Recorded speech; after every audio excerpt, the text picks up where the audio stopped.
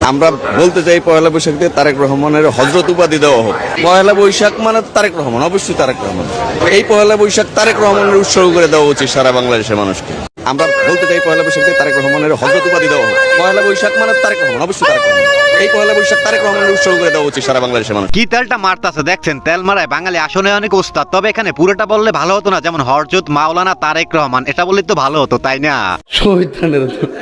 পয়লা বৈশাখের কথাই কইবেন না, ওইটা খান পয়সা আলাদের জন্য পয়লা বৈশাখ, গরিবের লাই কি এর পয়লা বৈশাখ তার মার। তো কেমন আছো তোমরা? আশা করি সবাই ভালো আছো। চলে আসলাম অস্থির বাঙালির আরো একটি নতুন ভিডিও নিয়ে। আজকের পর্বটি আগের মতোই মজার হবে। তো বেশি কথা না বাড়িয়ে চলো আমরা ভিডিওতে চলে যাই। মনে মনে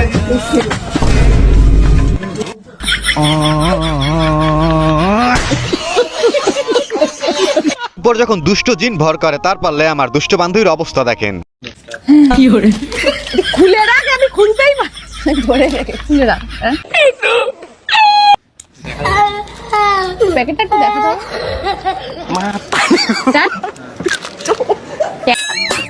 এরা যদি সরেছে এবারটা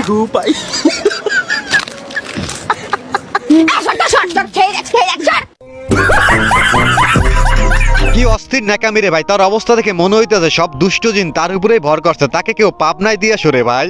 এবার আর রক্ত দিব না আমরা, এবার সেই শ্রীলঙ্কার মতো জাইঙ্গা খুলে নিব। হাসিনার মতো পালাবার টাইম দেব না। সুতরাং সাবধান হয়ে যান, জুলাই যোদ্ধারা এখনো বেঁচে আছে। সাথে আমার বাল ছেঁড়া গেল। এই কথাই কিলেন না, ভেজাল আছে। এবার কিন্তু পালানোর টাইম দেওয়া হবে না, এবার জাইঙ্গা খুলে নেওয়া হবে। তাই তো বলি এখনো সময় আছে, ভালো হয়ে যাও তোমরা, কেমন? এত দুর্বল ছাত্র, এই জন্য কিছুই বুঝতে পারি না। একদিকে সংসদ চলছে, আরেকদিকে ডকুমেন্টগুলো এখানে রেখে দেওয়া হয়েছে। এইটা কোনো কথা? যেহেতু দুর্বল ছাত্র, এই জন্য কিছুই বুঝতে পারি না। এখন উপরে হাত তুলবো না নিচে নামাবো, এটাও বুঝতে পারি না। ছাত্র হিসাবে জামাতের আমির সাহেব নাকি খুবই দুর্বল, তাই তো সে উপরে হাত তুলবে নাকি নিচে হাত তুলবে কিছুই বুঝতে পারতেছে না। তো আরো কিছু বলবেন নাকি আমির সাহেব? এখন যদি সংসদ সদস্য হিসাবে কিছু না বুঝে হা বলি, এইটা হবে অপরাধ। যদি না বুঝে নাও বলি, এইটাও হবে অপরাধ। এই জন্য আমরা চুপ রেখেছি মাননীয় স্পিকার। আমাদের অবস্থান এখন খাই। আমি জানি না এখানে বিজ্ঞ সরকারি দলের সম্মানিত সদস্যবৃন্দ যারা আছেন, তারা হয়তো সবাই অর্থনীতির ছাত্র এবং খুবই স্মার্ট, খুবই ট্যালেন্টেড স্টুডেন্ট ছিলেন, যার কারণে কাগজ দেখা মাত্র ভিতরে কি আছে তারা হয়তো এটা বুঝে ফেলেছেন। আমরা বুঝতে পারি নাই মাননীয় স্পিকার, এটা আমাদের অক্ষমতা। কি বুঝলেন আপনারা? আমার তো মনে হয় জামাতের আমির সাহেব এখানে হালকা করে কাউকে একটু বাস দিয়ে দিল আর কি। সরকারের মায়ের যদি খালেদা জিয়ারে খুব ভালোবাসছি, মায়ের মতন এর বলাই এই দেশের ভিতরে পুটকি মাছে। খালেদা জিয়াকে অনেক ভালোবাসে কিন্তু তারেক জিয়াকে না, কারণ তারেক জিয়া নাকি দেশের পুটকি মেরে দিছে নাকি। এটা কোনো কথা রে ভাই?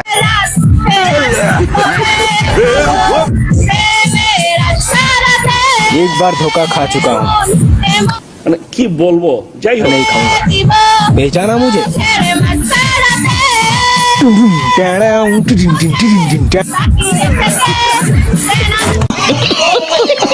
আসলে একটা গানকে কিভাবে খেয়ে দিতে হয় বান্ধবীর কাছ থেকে একটু শিখে নেওয়া উচিত। আল্লাহর কসম করে বলছি, কোন হুজুর যদি আমাকে বিয়ে করে আর আমার সবকিছু দেশে পরিপূর্ণভাবে আমাকে সাপোর্ট করতে পারে, আমি এই মিডিয়ার জগৎ থেকে সরে যাব। আমার চেহারা কেউ দেখতে পাবে না কোনোদিন, একটা পরপুরুষ আমার চেহারা দেখতে পাবে না। আমি এটা আল্লাহকে সাক্ষী রেখে বলতেছি আপনাদের কাছে। আচ্ছা আছেন নাকি কোনো হৃদয়বান হুজুর থাকলে এই বান্ধবীকে বিয়ে করতে পারেন। বিয়ে করার পর বান্ধবী কিন্তু একদম ভালো হয়ে যাবে। कभी जुल्फों से कभी आंचल से जब खेलती हो अच्छी लगती हो। হায় হায়, প্যারি সমাজ গই। সংসদও দেখি এখন প্রেম হয়। আসলে প্রেম যদি খাঁটি হয় তাহলে সংসদ কেন, যে কোনো জায়গায় প্রেম হয়ে যায়। কি বলেন আপনারা?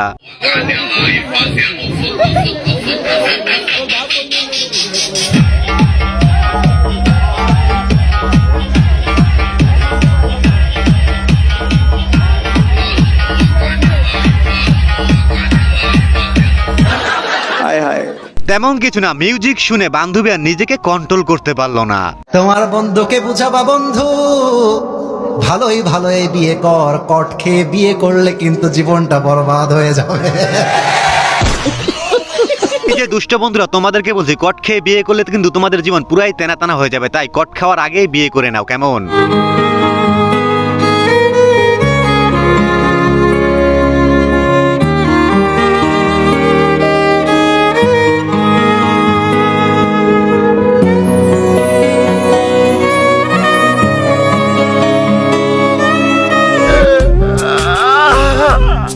এই অস্থির মালটার ভিডিও দেখে যারা দৈনিক 3 বার হ্যান্ডেল মেরেছো, এখন তোমরা কি করবে? কারণ এই মালটা তো আসলে বেটি না, এটা হলো বেটা।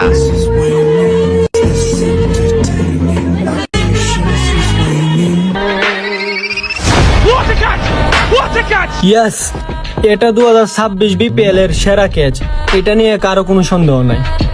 আউট।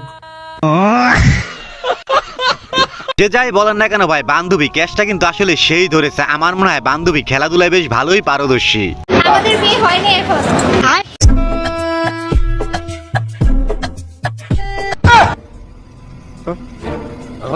আমরা এঙ্গেজ। এটা একটা সুন্দর প্রশ্ন আপনার। কিভাবে আছে মানে তারা এক ছাদের নিচেই আছে, এক বেডেই তারা থাকে। আসলে বিয়ের আগে তারা একজন আরেকজনকে একটু ভালোভাবে মিলিয়ে নিচ্ছে আর কি। ও ভাই রে ভাই, ও প্যানেল মে আর গুছাইছে কোন ভাইয়ে লাচাইছে। বন্ধু আমার বিয়ে করতে যাচ্ছে, যেখানে তার খুশি হওয়ার কথা, কিন্তু বন্ধু মোটেই খুশি না।